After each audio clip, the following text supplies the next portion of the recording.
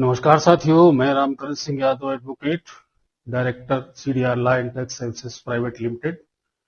एक बार फिर हाजिर हूं आपके बीच में एक बहुत ही महत्वपूर्ण विषय के साथ में, जिस विषय को लेकर के कई बार ये चीज आई कि भाई इसके बारे में चर्चा होनी चाहिए और हमारे काम के संबंध में इसकी बड़ी इंपॉर्टेंस है, बड़ी महत्ता है प्रैक्टिस में। लेकिन कहीं ना कहीं हम लोग इस चीज को थोड़ा सा इग्नोर करते हैं, चाहे वो परिस्थिति बस हो या किसी और कारण से हो या कुछ उसके कॉम्प्लिकेशन ना पता होने की वजह से हम इसको कहीं ना कहीं अनदेखा करते हैं।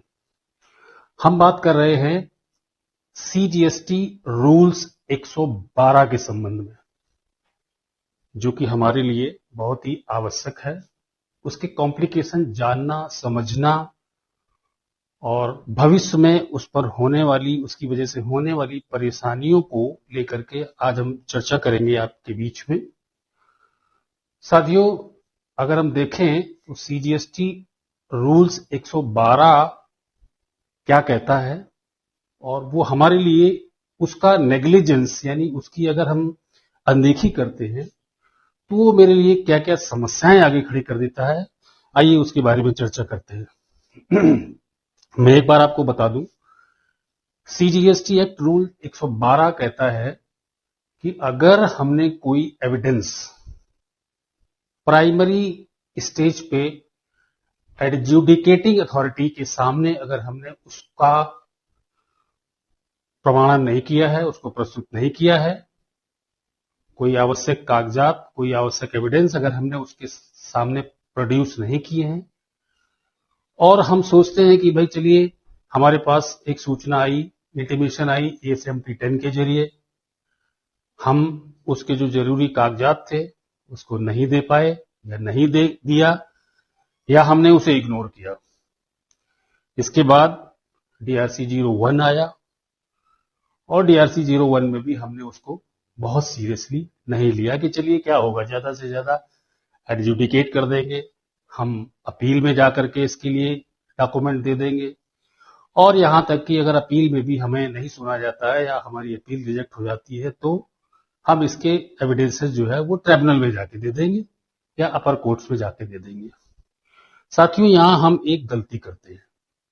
वो गलती ये गलती है, रूल 112 सीजीएसटी का इसी बात को डिफाइन करता है और वो कहता है production of additional evidence before the appellate authority और अपीलेट ट्रिब्यूनल।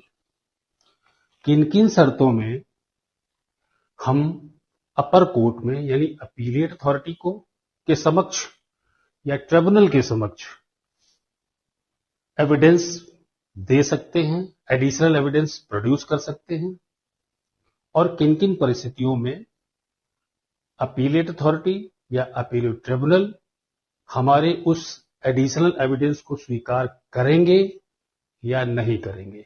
रूल 112 इसके बारे में कहता है। रूल 112 कहता है कि the appellant shall not be allowed to produce before the appellate authority or appellate tribunal any evidence, whether oral or documentary, other than the evidence produced by him during the course of proceeding before the adjudicating authority or as the case may be the appellate authority except the following circumstances। जहां तक, जब तक कुछ ऐसी शर्तें हैं, कुछ ऐसी कंडीशंस हैं, जिस कंडीशन के अलावा यानी ऐसी शर्तें हैं तब तो ठीक है, तब तो अपीलेट अथॉरिटी या अपीलेट ट्रिब्यूनल की कोर्ट में ये एडिशनल एविडेंस स्वीकार होंगे, अन्यथा नहीं स्वीकार होंगे। वो शर्तें कौन कौन सी हैं जिनमें स्वीकार होंगे? यदि हम ये प्रमाणित कर ले जाते हैं कि वेयर द एडजुडिकेट अथॉरिटी और as the case may be appellate authority has refused the admit evidence which ought to have been admitted। कोई डॉक्यूमेंट, कोई एविडेंस हम अपीलेट अथॉरिटी के सामने दे रहे हैं और वो उन्हें स्वीकार करना चाहिए, मगर उन्होंने स्वीकार नहीं किया है। ये बात हो रही है एडजुडिकेटिंग अथॉरिटी की।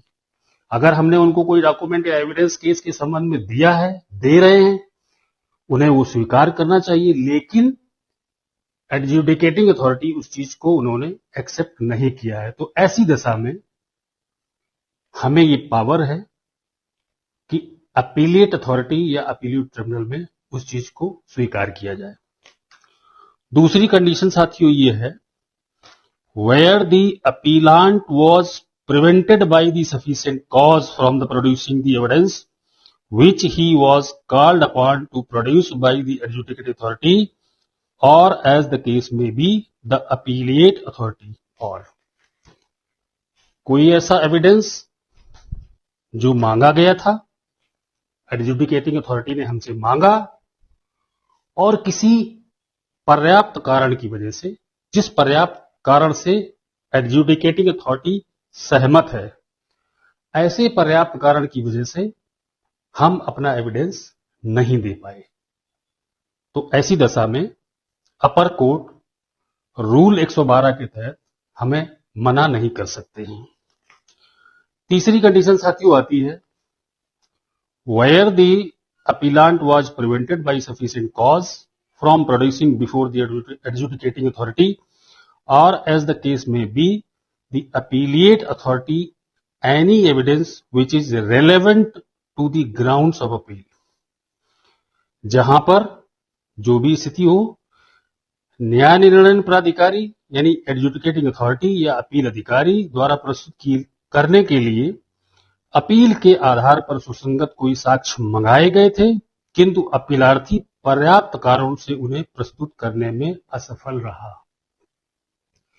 मांगे गए थे, लेकिन रीजन ऐसा था जो कि उनको भी एक्सेप्टेड था, पर्याप्त कारण था, हम उनको नहीं दे सके। तो ऐसी दशा में वो हमारे एडिशनल एविडेंस को मना नहीं कर सकते हैं। चौथी कंडीशन है साथ, वेयर द एडजुडिकेटिंग अथॉरिटी और as the case may be the appellate authority has made the order appealed against without giving sufficient opportunity to the appellant to adduce the evidence relevant to any ground of appeal. चौथी और last condition है, यदि हमें जो adjudicating authority है उन्होंने proper opportunity, सुसंगत मौका हमें नहीं दिया है कि हम अपने कागज या अपना एविडेंस उनके समक्ष प्रस्तुत कर सकें, तो ऐसी दशा में क्या करना होगा कि ऐसी दशा में हमें करना ये होगा कि ये चीज लिखित में देनी पड़ेगी उनको, और इसके बाद हमें फर्स्ट अपील यानी कि प्रथम अपीली अधिकारी और ट्रिब्यूनल में स्वीकार करने की एडिशनल पेपर स्वीकार करने की पावर होगी।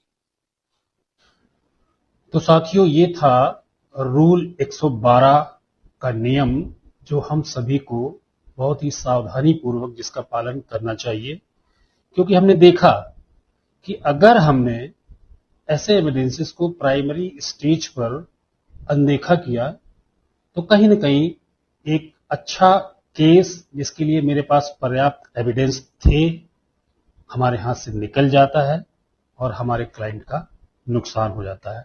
चलिए इसमें देखते हैं, नटसल में समराइज किया गया है कि जिसको बहुत ही समरी वे में अगर हम देखें तो रूल 112 क्या क्या कहता है। उन्होंने कहा कि रेस्ट्रिक्शन ऑन एडिशनल एविडेंस, यानी कि रूल 112 जो है वो रिस्ट्रिक्शन ऑन एडिशनल एविडेंस की बात करता है। एक्सेप्शंस अलाउइंग एडिशनल एविडेंसेस, कौन कौन से ऐसे एक्सेप्शंस हैं जो कि अलाउ करते हैं एडिशनल एविडेंस को। और चौथी और तीसरी और एक अच्छी चीज कि अगर मेरे एडिशनल एविडेंस पर्याप्त कारणों की वजह से, जो पर्याप्त कारण दिए गए हैं जिनके बारे में हमने अभी आपसे चर्चा की है, ऐसे पर्याप्त कारण पाए जाते हैं, तो फर्स्ट अपीलेट अथॉरिटी या अपीलेट ट्रिब्यूनल हमारे रीजन को रिकॉर्ड करते हुए, ऑन रिकॉर्ड लेते हुए आगे बढ़ना पड़ेगा। और साथ साथ इनकी ये भी जिम्मेदारी पॉइंट नंबर 4 में कहा गया है कि अगर मेरे रीजन को रिकॉर्ड करते हैं और लिखते हैं तो ऐसी दशा में opportunity of the opposite side party को भी देना पड़ेगा। यानी कि अगर मेरे रीजन से कोर्ट समाधान लेती है तो ऐसी दशा में एडजुडिकेटिंग अथॉरिटी को भी उन्हें एक अपॉर्चुनिटी देनी होगी। और लास्टली 5वें नंबर पे वो कहते हैं कि इन सब चीजों के साथ साथ अगर कोर्ट इस बात से सहमत है तो हमारे कारणों से सहमत होते हुए हमें इसका लाभ दे सकती है और हम हमारे एविडेंस को स्वीकार करती है। साथियों, इस संबंध में कुछ जजमेंट्स भी हैं जो माननीय हाई कोर्ट ने दिए। जैसे पहला जजमेंट है माननीय बॉम्बे हाई कोर्ट का, high performance plastics India private limited versus additional commissioner appeals 2, जिसमें कहा गया है कि भाई रिफंड के संबंध में कुछ ऐसे डॉक्यूमेंट्स थे जिनको at the stage of adjudicating authority appellant नहीं दे पाया और कोर्ट ने एडजुडिकेटिंग अथॉरिटी ने उसे रिजेक्ट कर दिया और फर्दर अपीलेट कोर्ट और ट्रिब्यूनल कोर्ट ने उसे स्वीकार नहीं किया। इस चीज को, इस आदेश को उलटते हुए माननीय बॉम्बे हाई कोर्ट ने फैसला दिया कि ये ठीक नहीं है, उसे न्याय मिलना चाहिए और एविडेंस स्वीकार करनी चाहिए। इसी तरीके से ट्रिब्यूनल दिल्ली ने भी एक फैसला दिया है, Sterling and Wilson private limited through Zarine Yazdi versus commissioner of Orissa commissionerate. इसमें भी फैसला दिया गया है जो कि रिफंड से भी संबंधित है। तीसरा फैसला माननीय गुजरात हाई कोर्ट का है, Maxwell engineering solutions private limited versus assistant commissioner of central GST, जो भी रिफंड के सिलसिले में है और वो भी हमारे क्लाइंट के फेवर में है, यानी हमें कहीं न कहीं से उसका लाभ हमारे क्लाइंट को मिला है। तो साथियों, ये था एक छोटा सा विषय जिस पे हमने चर्चा करना उचित समझा और आपके बीच अपना विषय पर जो चर्चा थी उसको रखा। आपने इसे सुना, बहुत बहुत धन्यवाद। आगे भी हाजिर होते हैं आपके बीच में बहुत जल्दी कोई एक नया विषय लेकर के जो हमारे प्रैक्टिस के लिए आवश्यक होगा, तत्काल प्रभाव से हाजिर होते हैं। बहुत बहुत धन्यवाद, आपका बहुत बहुत धन्यवाद।